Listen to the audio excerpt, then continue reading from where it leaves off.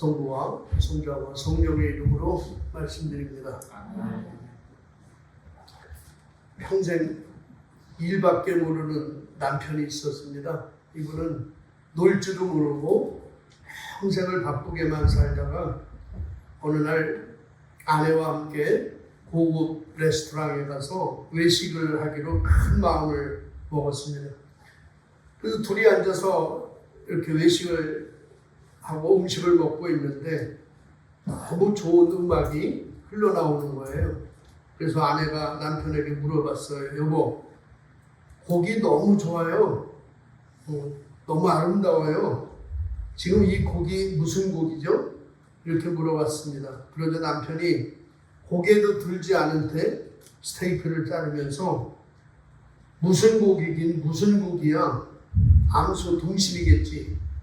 이렇게 대답을 했다고 합니다.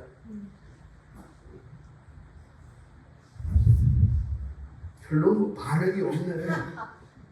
이렇게 반응이 왔다 갔다 해야 할 말이 나오고, 이 정도 이야기가 나오면 이혼감이죠. 네, 먹는 것도 일처럼 하시는 분입니다.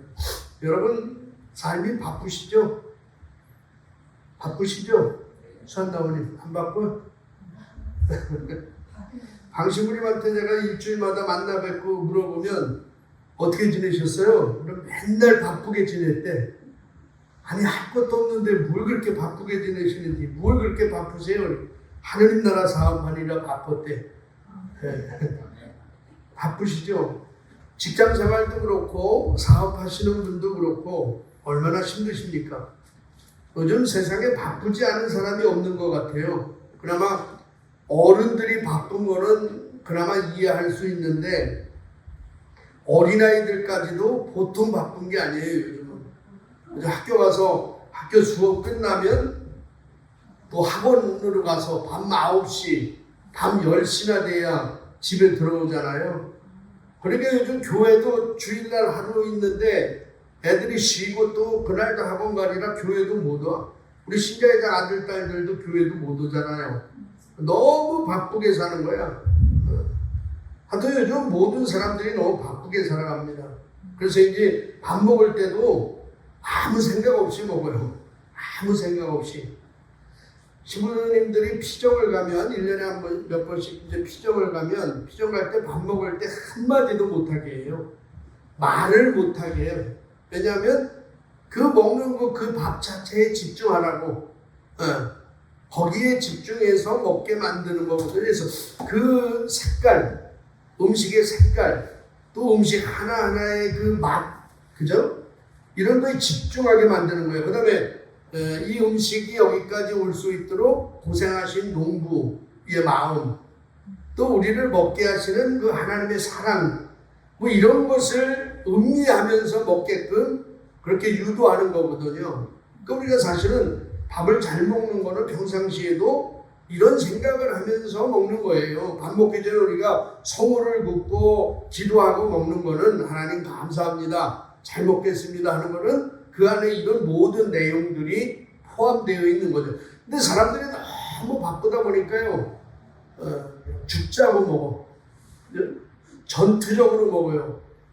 저도 그렇습니다. 저도 막 이렇게 차려진 음식을 제가 싫어해요. 왜냐면 시간이 많이 걸리잖아, 그 음식을 먹으려면. 그래서 저는 탕을 좋아해요. 탕을. 그냥 빨리 먹고 일어나야 돼. 이게 내가 병택에 있을 때 연세 드신 할머니들한테 얼마나 혼났는지 몰라. 왜냐면 빨리 먹고 저는 일어나요. 할머니들은 그때 이야기를 시작해. 신부님은 뭐가 그렇게 바쁘세요? 좀 얘기 좀 하고 가지. 그 앉아서 얘기하는 게 난 그 시간이 너무 아까운 거야. 다른 일을 해야 되는데 지금 가서 다른 계획을 하고. 참 그러니 이게 사는 건지 죽는 건지 잘 모르는 거예요. 매주에 우리 클라라가 이 맛있는 애찬을 여러분한테 이렇게 만들어서 봉헌하잖아요. 너 돈도 없는, 돈 없다면 또 기분 나빠래나? 그렇게 부자도 아닌데 매 사비로 그것도 여러분을 섬기는 거잖아. 얼마나 이뻐. 박수 한번 쳐주세요. 안 쳤어? 그럼 그 음식을 우리가 교회에서 그걸 놓고 여러 아직 감사하는 마음으로 먹을 때 정말 이게 음식 먹는 거구나 이런 느낌이 오는 거죠. 하여튼 우리나라 사람들은 무엇을 해도 바쁘고요. 경쟁심으로 합니다. 저 운전을 하면서도요. 요즘에 이제 뭐 나이 먹은 사람은 안 그랬지만 역차가 빨리 가잖아요. 나를 추월해서 가잖아요. 젊었을 때는 무슨 일이 있어도 쫓아가서 다시 추월하잖아요. 경쟁하는 거예요. 고속도로에서도요. 그저 한 100km 정도 이렇게 가면은 얼마나 여유 있게 가. 뭐 200km, 180km. 그러니까 주변의 경치를 보지 못하는 거예요.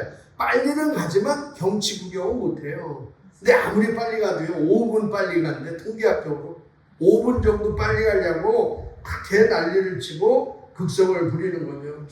근데 여러분 이렇게 바쁘게 살아가시는데 제가 하나 질문해 볼게요. 행복하십니까? 행복하세요? 에스더? 에스더도 바쁘 이번에도 몽골 갔다 왔잖아. 몽골 잘 있어? 면세점 들렀어? 면세점을 꼭 들러오라고. 아니 여러분 너무 내 에스더도 너무 바쁘게 살아. 그냥 뭐 시간 쪼개가면서 아이고 나랑 좀 만나서 얘기나 좀 하지. 나 볼 시간도 없어요. 바빠. 근데 행복하시냐고 그렇게 사는 게. 지금 여러분의 삶이 행복하세요?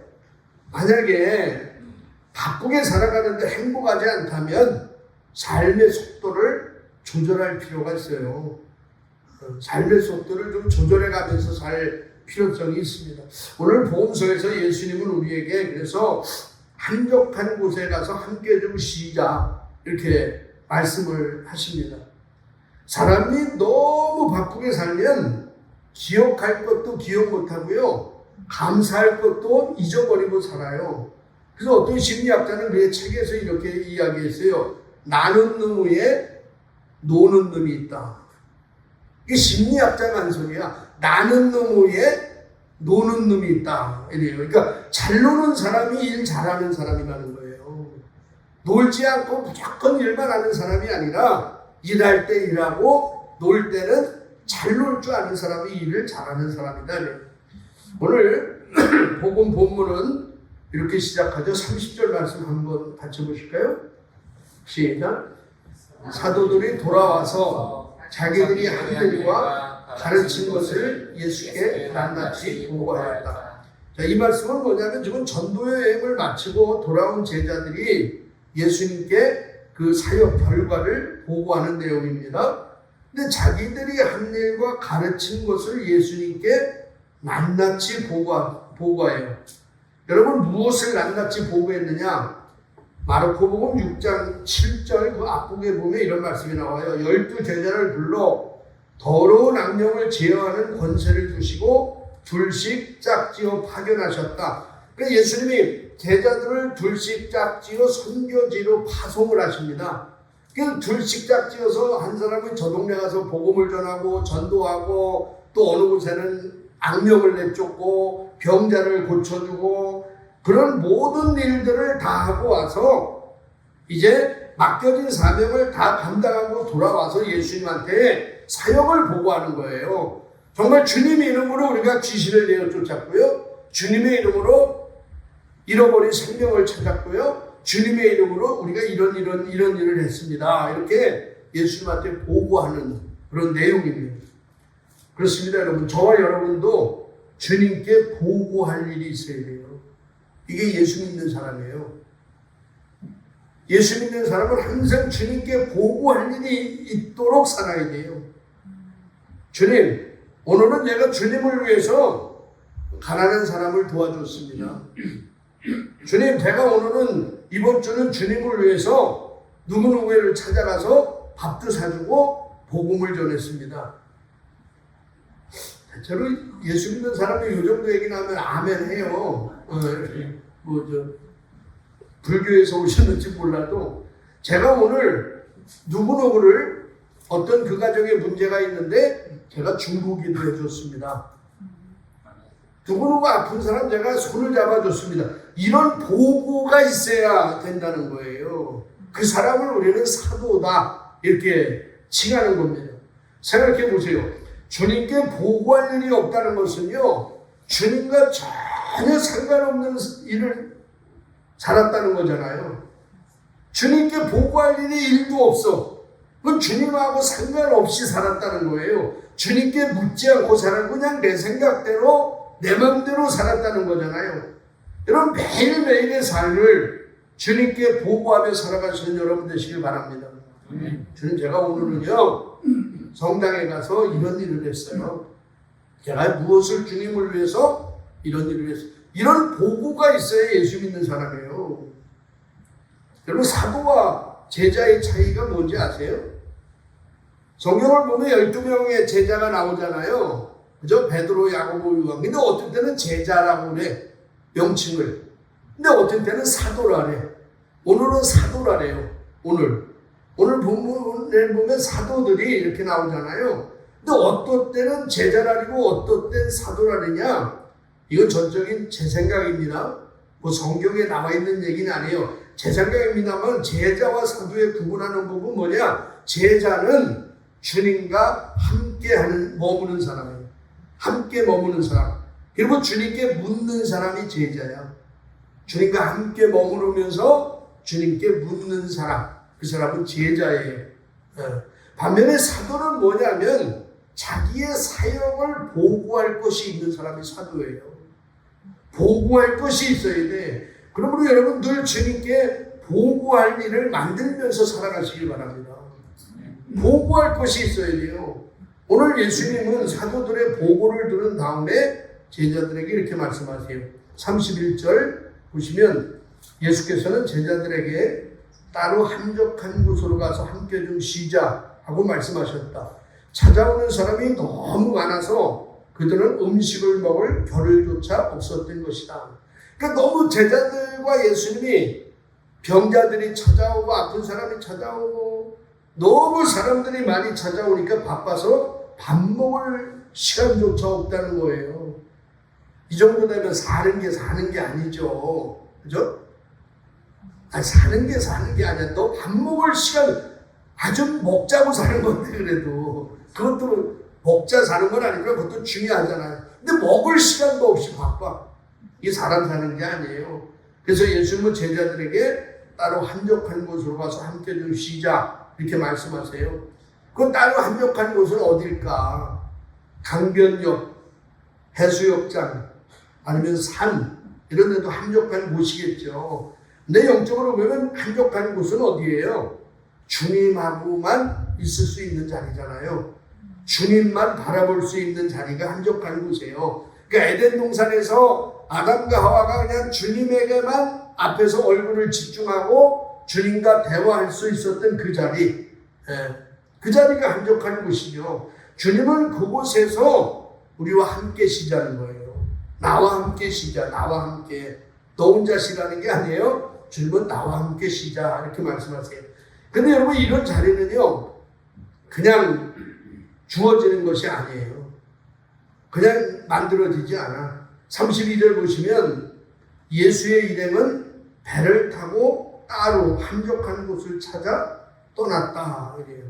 그러니까 배를 타고 찾아 나서야 이런 자리가 있는 거지. 그죠? 그냥 있어서 만들어지는 게 아니에요. 배를 타고 찾아 나서야 되는 거예요. 다시 말해서 나의 노력이 필요한 겁니다. 노력을 안 하면 한적한 자리를 만들 수 없는 거예요. 바쁜 일상을 조금 내려놓을 줄 알아야 되고 바쁜 아주 그런 걸음걸이를 조금 천천히 걸으려고 노력을 해야 되는 거죠. 그렇습니다. 주님 앞에 자리, 저 기도의 자리는 내가 찾아야 돼요. 내가 노력해서 만들어야 되는 거예요. 어느 분은 시간이 없어서 기도하지 못한다고 합니다. 정말 그래요? 그 거짓말이죠.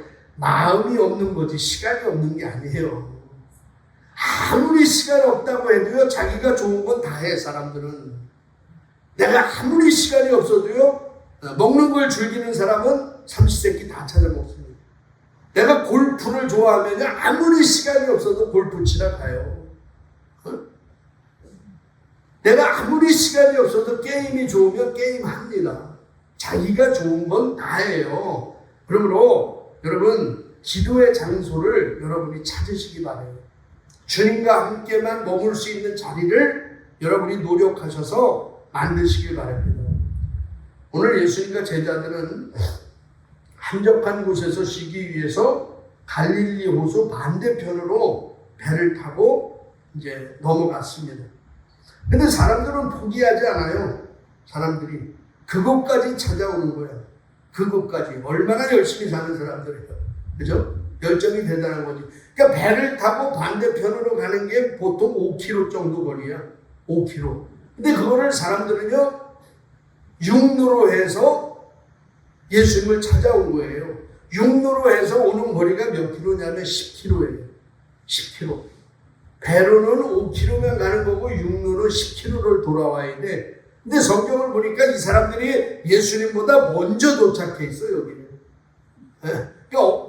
그냥 오다가 뛰고, 뭐 마라톤 뛴 것처럼. 그러니까 얼마나 열심히 벚꽃도 뛰었으면 예수님보다 먼저 도착했겠습니까?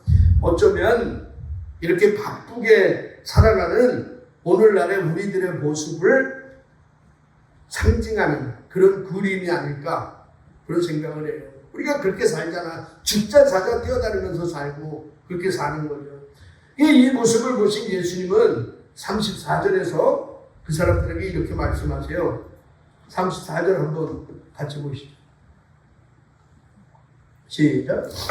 예수께서 배에서 내려群众이 많이 모여있는 것을 보시고 목자 없는 양과 같은 그들을 측은히 여기시어 여러 가지로 가르쳐 주셨다.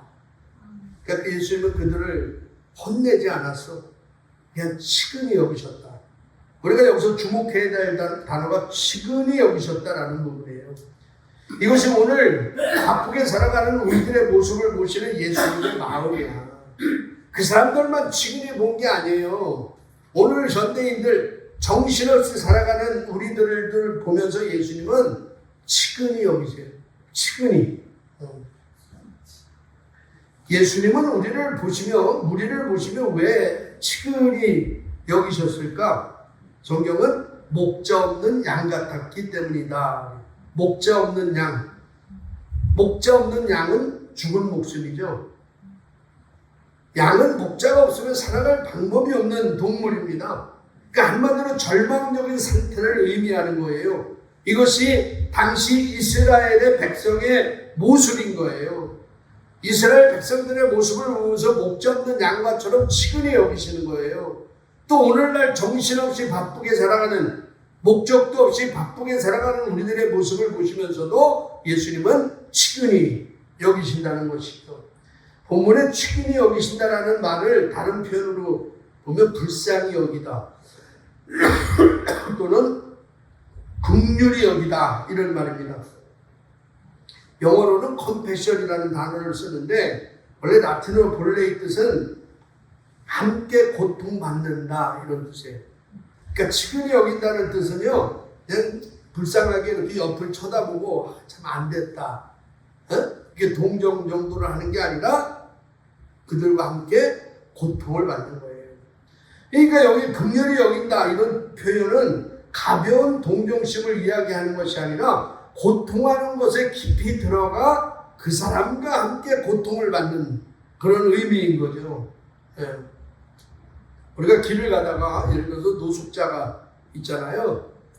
노숙자 한 푼 줍시오 하면은 그거 어떻게 그냥 갈 수가 없잖아. 그죠? 그러면 지갑에서 뭐 1,000원짜리든 동전이든 이렇게 던져주고 가잖아. 이건 누구나 할 수 있는 일이죠. 그러나 측은히 여긴다는 것은 다른 의미예요. 그분의 고통 안으로 내가 들어간다는 거예요. 500원짜리 하나 주고 가는 것이 아니라 그 사람이 받는 그 고통의 삶의 현장으로 내가 뛰어 들어가는 거예요. 이 마음이 바로 하나님의 마음인 거예요.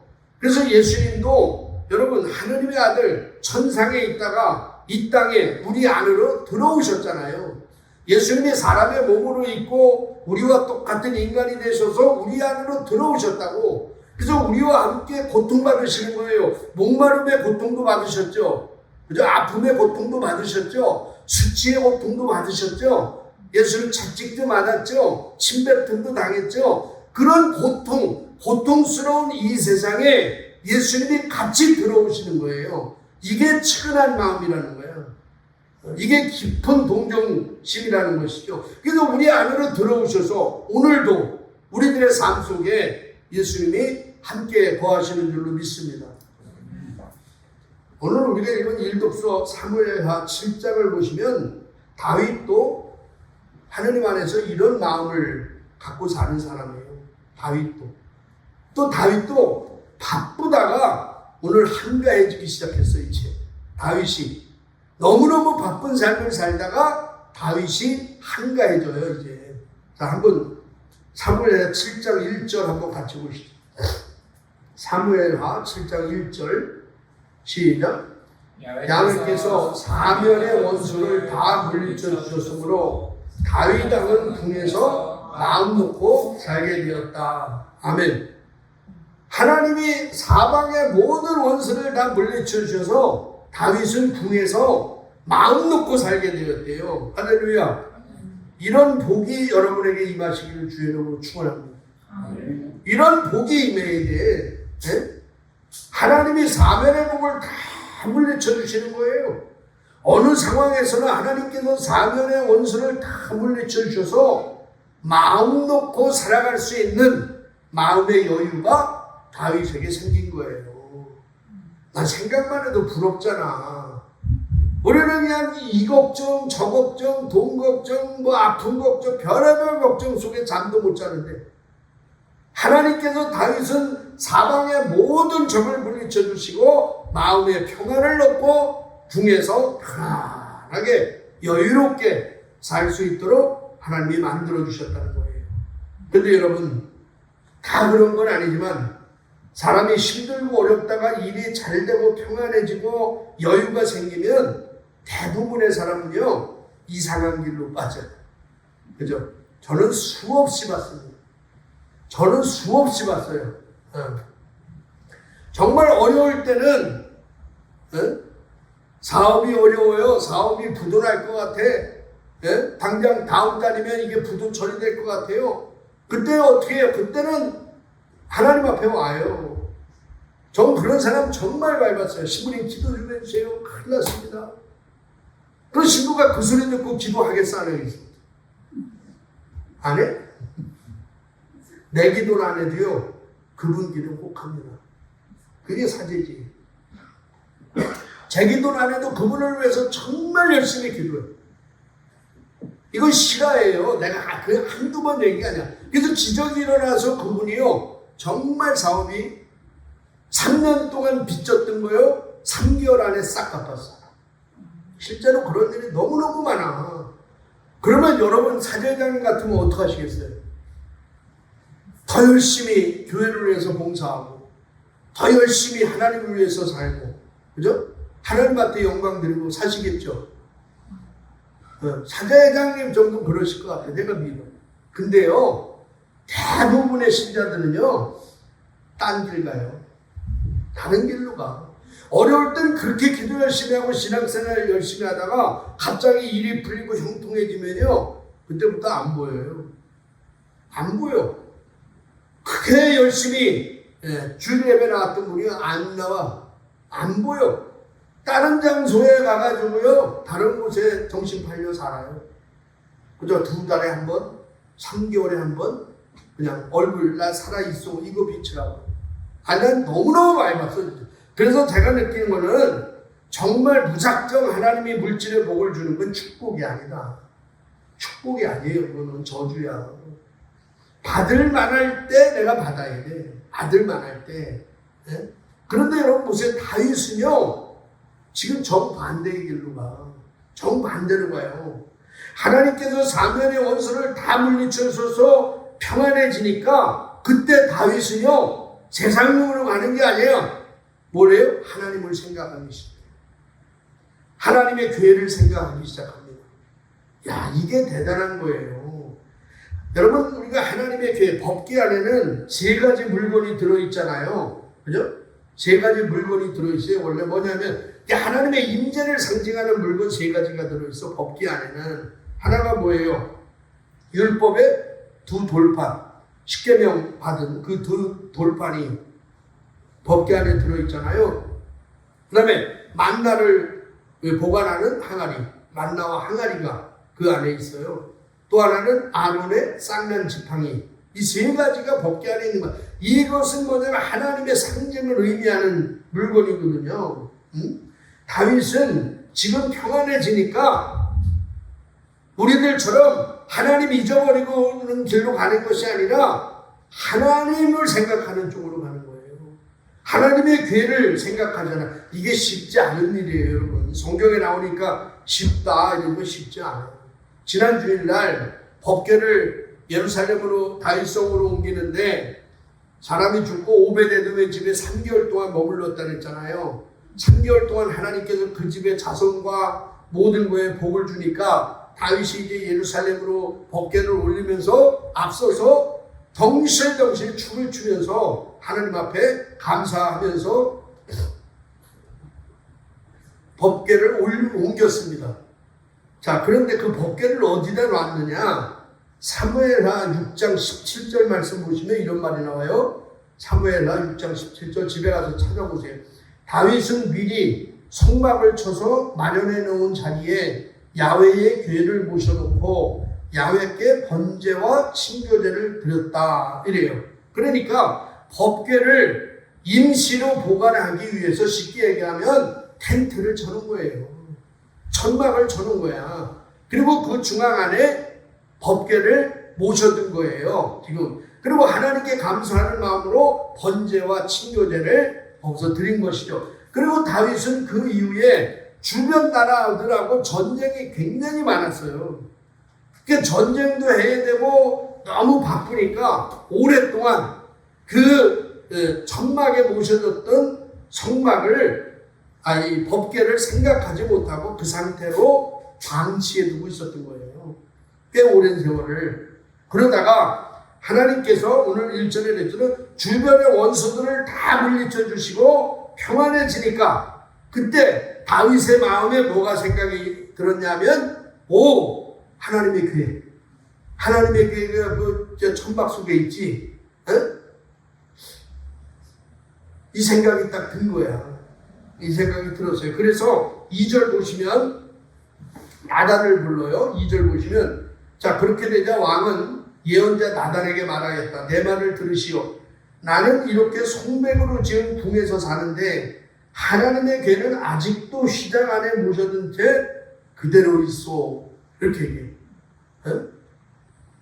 그러니까 자신은 송백나무로 지은 멋진 궁에서 이런 한옥에서 송백나무로 지은 이런 한옥 같은 멋진 집에서 사는데 하나님의 궤는 천막 속에 아무렇게나 방치되어 있다는 것이 다윗은 너무너무 가슴이 아픈 거예요. 지금 너무 가슴이 아픈 거예요. 여러분 이게 얼마나 아름다운 마음이야. 난 정말 다윗의 멋진, 왜 다윗이 다윗이냐 이런 마음이 있기 때문에 다윗이 위대한 거예요. 우리 같으면 하나님의 편안하게 해주고 사망의 종을 다 물리치면 그때부터 어떻게 해야 돼? 해외여행 다녀야지. 골프 치러 가야지. 더 좋은 거 없어? 뭐 하나 했든 세계적으로 돌아다닐 거예요. 여러분 빼고 나는. 그래서 하나님이 날 돈을 안 주는 이유가 그런 거예요. 웬만한 사람 다 이래. 근데 다윗은 뭐라 그래? 하나님 생각하잖아요. 얼마나 아름다워. 자신은 집에, 좋은 집에 살면서 하나님을 어떻게 그런 데 모실 수 있냐. 응? 하나님 생각. 너무 멋있잖아요. 여러분, 자기는 잘 되면서, 정말 자기는 좋은 집에 살면서, 자기는 떵떵거리고 살면서, 하나님 생각 안 하는 사람이 얼마나 많아요. 얼마나 많습니까? 그렇죠? 제가 이렇게 교회 갈 때마다 꼭 한마디씩 하는 게 있어요. 그게 뭐냐면, 여러분, 교회는 중고센터가 아닙니다. 이 얘기를 내가 꼭 해. 따라합니다. 교회는 중고센터가 아닙니다. 뭔 말이냐면요. 사제가 이렇게 새로운 교회에 부임을 하잖아요. 그러면은 교인들이 이분 와서 저분 와서 뭔 얘기하냐면 신부님 저 쇼파가 안 좋은데 제가 쇼파 쓰던 있는데 갖다 놓을까요? 이 얘기 가장 먼저 해요. 신부님 사무실에 쇼파가 너무 오래돼 보이는데 이번에 자기 집에 쇼파를 가는데 그거 아주 쓸만하거든요. 그거 신부님 사무실에 갖다 놓을까요? 제일 먼저 듣는 소리가 대충 이런 거예요. 아니면 냉장고, 아니면 책장 이런 얘기예요. 자, 이 교인이 이걸 봉헌한다는 건가? 가져오라 해야 되나 말아야 되나? 신자회장이 뭐 어떻게 해야 돼? 이럴 때. 근데 내가 1, 2년 있으면 꼭 그 얘기, 너희가 무슨 중고센터야? 아니 당신 쓸 거 새 거를 하나님한테 바치고 당신이 더 쓰든지 여기가 중고센터 그냥 갖다 버려. 난 1년만 지나면 그 소리를 해. 근데 막 부임해가지고 교인 시험 들까봐 또 상처받을까 그 얘기도 못하잖아요. 아니면 중고만 가져와. 중고. 그게 교회가요 중고센터가 돼. 아니 하나님한테 제일 귀한 걸 바칠 줄 알아야지. 이게 다윗의 마음이잖아.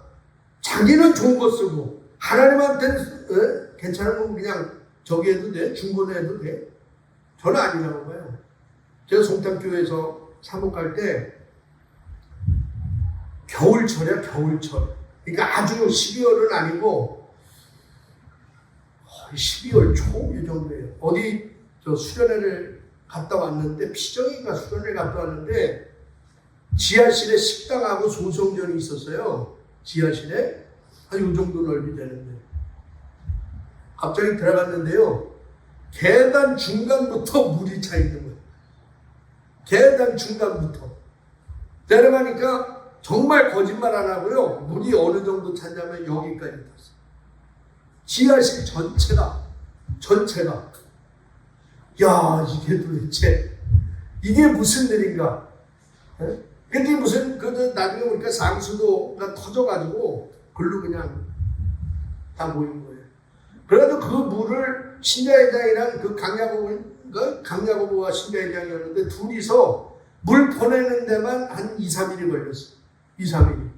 그러다 보니까 전체가 다 곰팡이가 나고요.